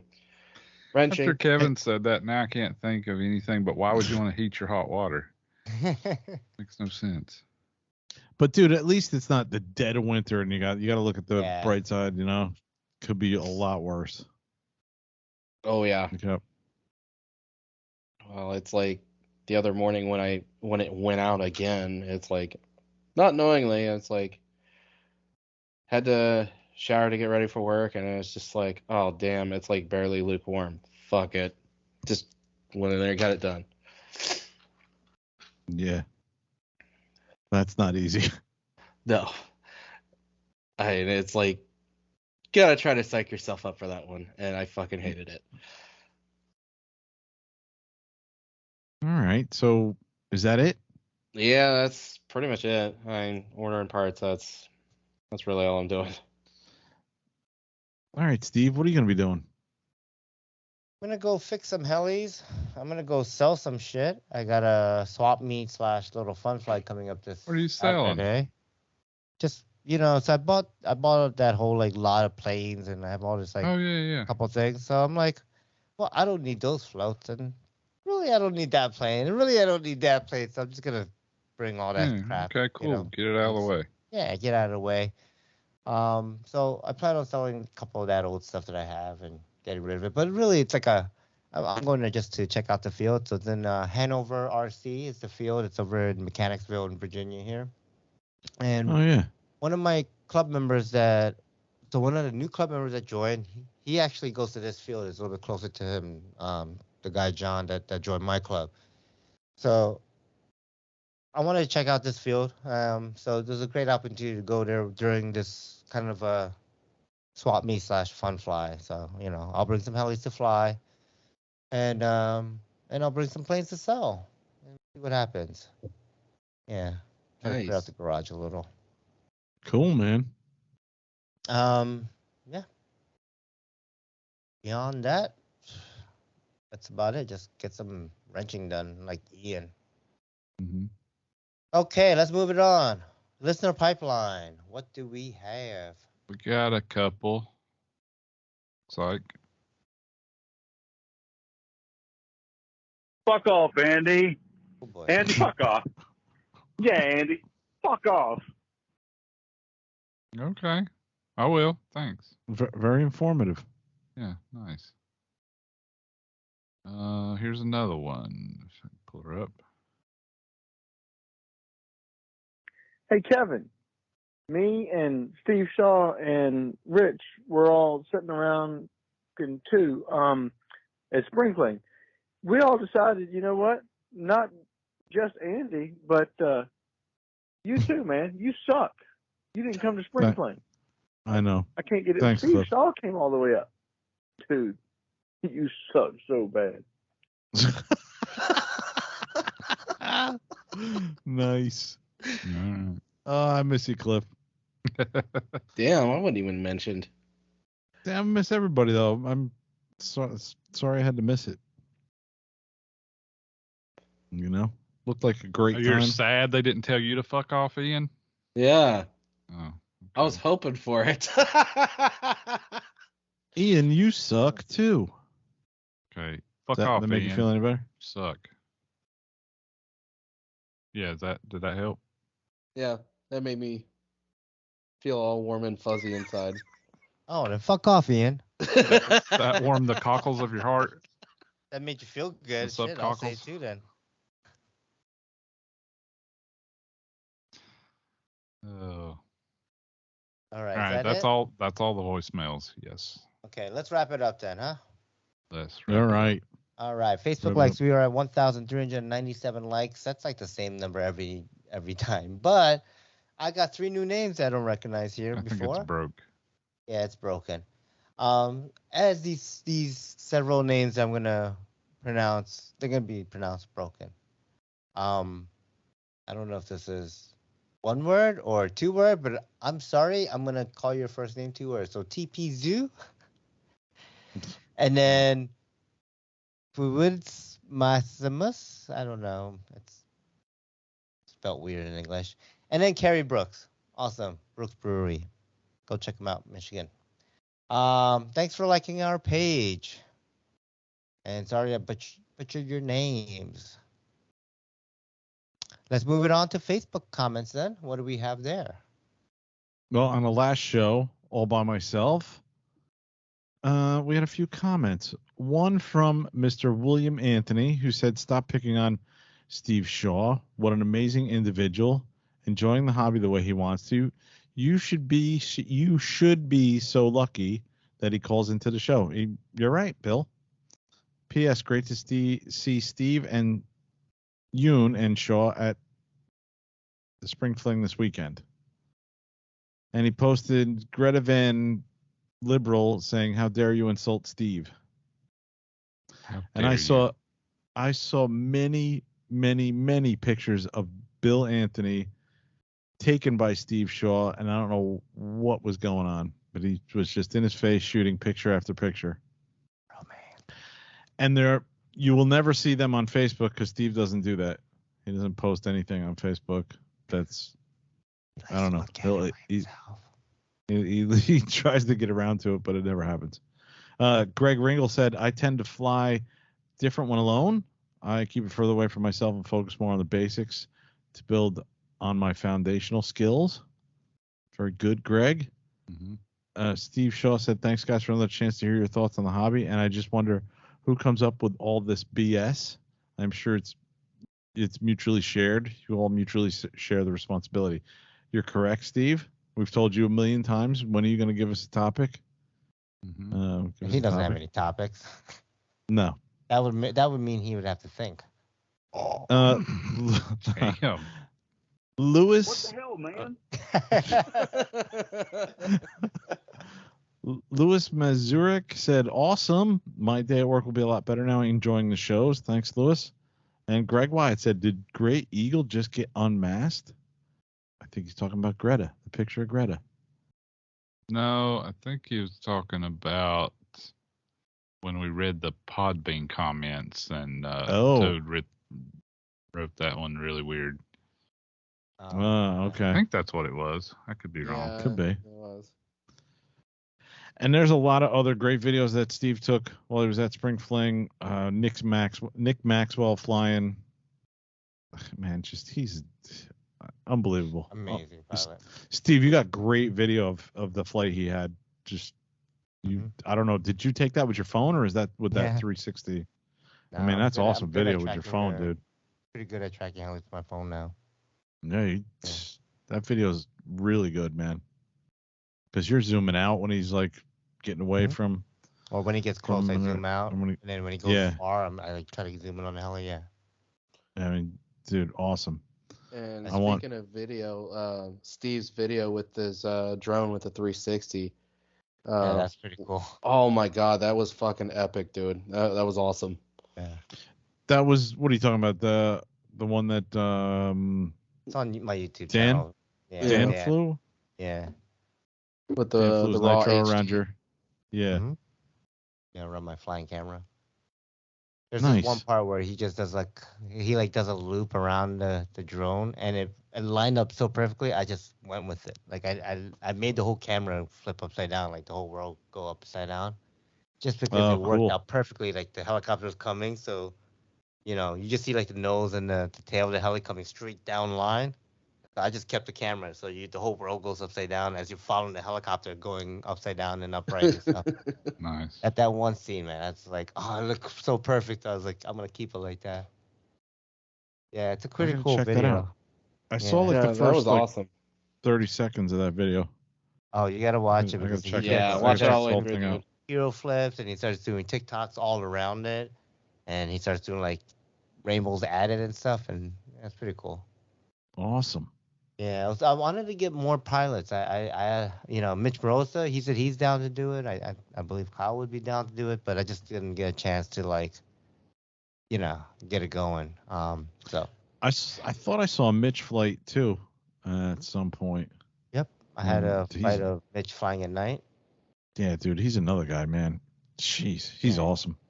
He's awesome, but he does a lot of skids in stuff. So a lot of his stuff is like pirouetting where the skids are facing you, which is different. You're always seeing pirouetting with the blades facing you. So it's just a different orientation. He does a lot of reversals and stuff too. So very, very skilled pilot, man. These guys are on such a different level. It's crazy. Yep. Cool.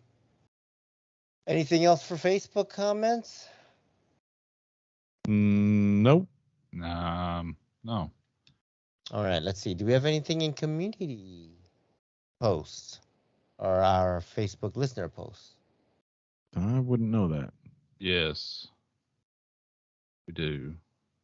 We got tagged in a post from Daniel Turiak about how great Spring Fling 2022 was. Mhm. And then Nick Musso posted 18 hours ago. Great podcast to listen to pass the time at work. 2 thumbs up. Keep it up, guys. Thanks, Nick. And Thanks, Nick. Jordan McFarland commented, the Freefall RC guys do it so well that I find at times I can't keep up. When I'm almost done or halfway through an episode, they've already released another.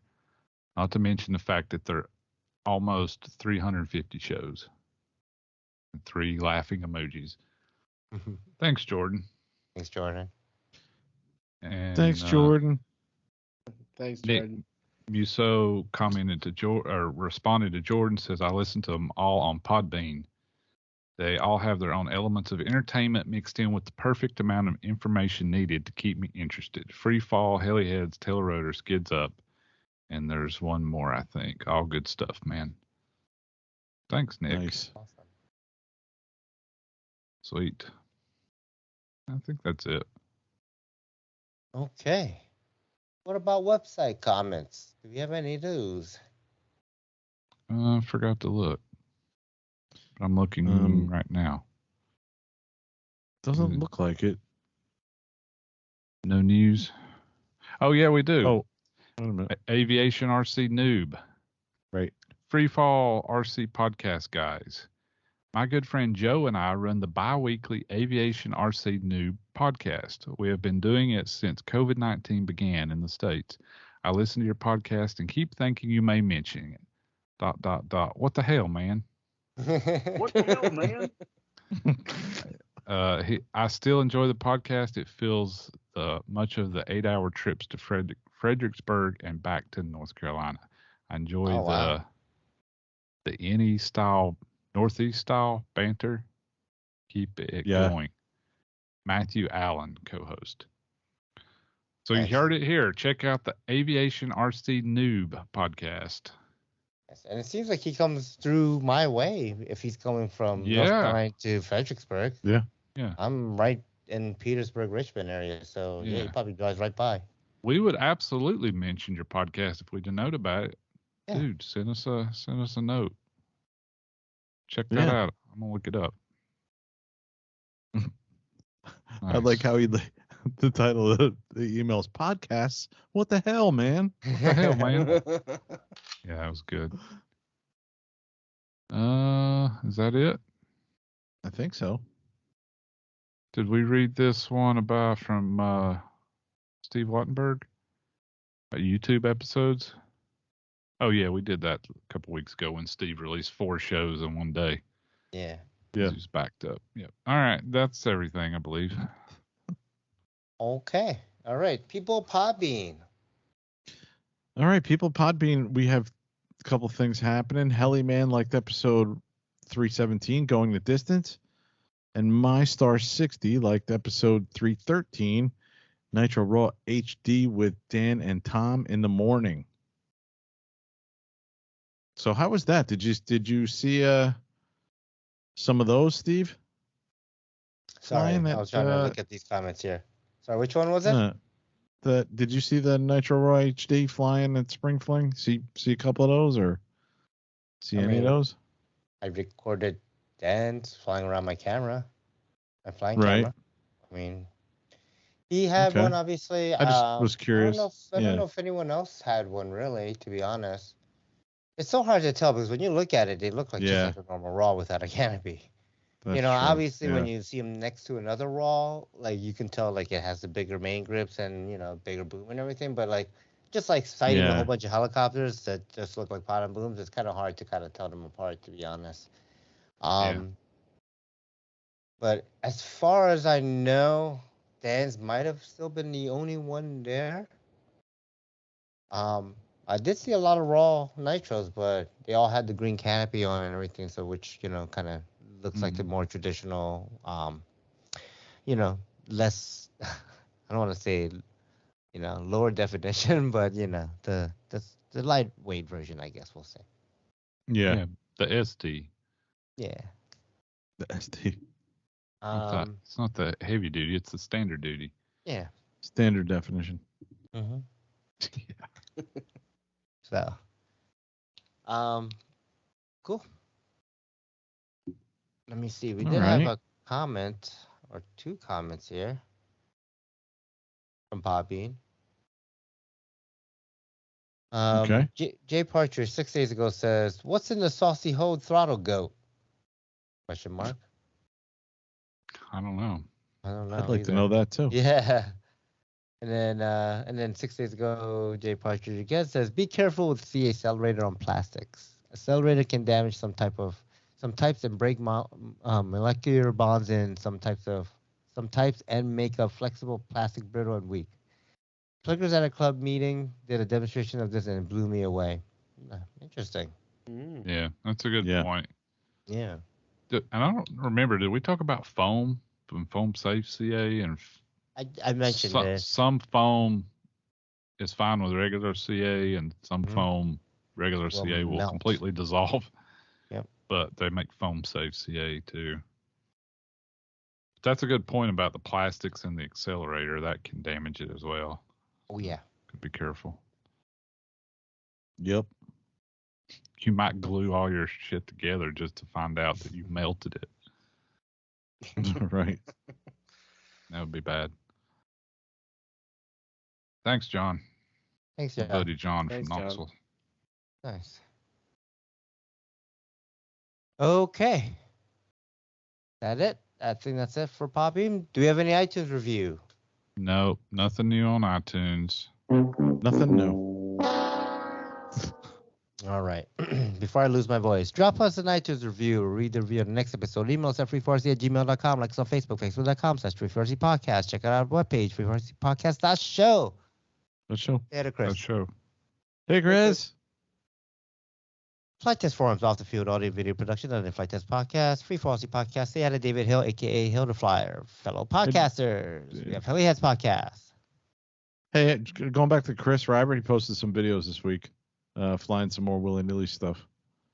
So check him out. Nice. Heliheads? Yeah, Heliheads Podcast. That's with oh, go ahead.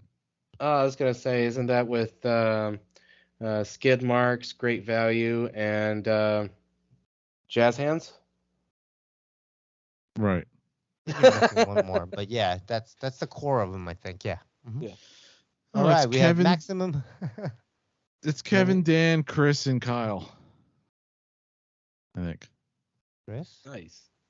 Chris Diamante. Yeah. Yeah, He's been on the last couple, I think. I don't know. think he's officially going to be on the show. We just have to kind of list whoever was on the last episode because it's such a revolving door over there. We don't ever know. Wait, yeah, was you Kevin remember on the last episode? Because I thought he was. No, he wasn't. So remember everybody last episode. Kyle, Chris Diamante, and somebody else. I forgot. Well, the episode before that was Bill. Oh no, Shu was on that episode, but the episode Shu. before was Bill Ann. Yeah. Yeah. Just give them a list, and there'll be somebody there that you can understand. Maybe understand or maybe remember. It's like one of those bands from the 80s where all the members have been swapped out. Right? That was original anymore. Yeah. Those guys are fun. Yeah. Check them out. All right, Maximum Collective Podcast. Dude, I have no clue. I think I listened to that. All right, go ahead. Greg, Steve, Gregor. Greg, yep. Right, Greg McGrath. Connor. Steve Connor, yeah. Oh, yeah, Steve. Steve, Gregor, and Greg. And Greg, okay. Yeah. All right. Telerotor Podcast or Telemotor Podcast, I think. It's probably Telemotor. Probably a new name. That's with Kawasaki, Suzuki, Honda, and Yamaha. Yep. Close and enough. KTM.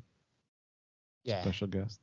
Yep. Husqvarna. I would have to say like they should probably do that. You know. I think the Telemotor folks want to do the motorcycle stuff, so let them do a Telemotor podcast. While you let the heli folks that want to stay in the heli do a Telerotor podcast. Yes. Yeah. What? I don't know, but I probably wouldn't listen to either one. Exactly. All right, Skids Up. Is that Frank, Javier, and Paul? That's who that is. Alvin, Frank Simon, and Theodore. Frank and Javier. Yes. From the past. Inverted Down Under. I guess these are all repeat at this point, right? Read it down under. Yeah, I don't think Ozzy and they have Jeff. new ones. Yeah, Ozzy, Mozzie, Jeff Yeah. Smott. I mean, Houdini RC still around, no? So I don't. Yeah, remember. he's still around, I believe. Rich. Rich Kenny. and Kenny. Mm-hmm. Okay, RC Roundtable. That's with Would- Fitz, Terry, and Lee. Okay, RC After Hours. With Andre. I know he's still doing things. Mm-hmm. Andre. Podcast. Yeah. I don't Park remember. Flyers with two Jay Mikes and a and J. Mike's. Mike Yeah, and Two Jay Mikes and and a Mike. J. Yeah. All right, RC Plane Lab With Ron and Tom. in the morning. Yep. All things Ron that fly, I Tom. guess, on repeat. Lucian Miller and Moose. Don't forget to check out Bill Ian's YouTube channel. No, wait. Don't forget to check out the Aviation RC Noob podcast with Matthew and Joe. Nice, you looked it up. Okay. And then who, Steve? That Bill guy. Ian YouTube channel. God, I feel He's like like- I did so many damn interviews with Bill this past weekend. I should be getting paid. Bill's like the ninth head on the Heliheads. Right? Maybe the Sure. And on that note, Yeah. Free our skies. Thanks for our listeners. Free our skies, and we'll see you next time. See you next time. bye, everybody. Later, y'all. Later, y'all. What the hell, man?